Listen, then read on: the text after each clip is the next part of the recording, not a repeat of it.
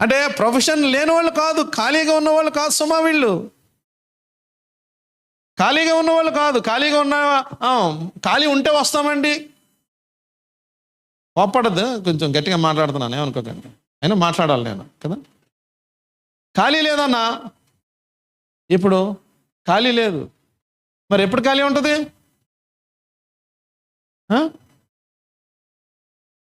గాలి ఆగిపోయిన తర్వాత ఖాళీ ఉంటుంది దీంట్లోకి. ఇదని ఇందాక అనుకున్నాం కదా, ఇది ఆగిపోతే ఖాళీ ఉంటుంది. కానీ చేయడానికి ఏది?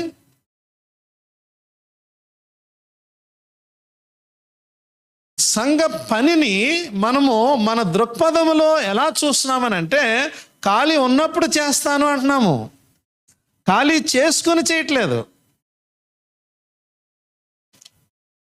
ఆరాధనకి ఎందుకు రాలేదంటే ఖాళీ లేదు. ఆరాధనకి ఖాళీ లేదు కాదు, ఖాళీ చేసుకుని ఆరాధనకి రావాలి. అలాంటి వారు మన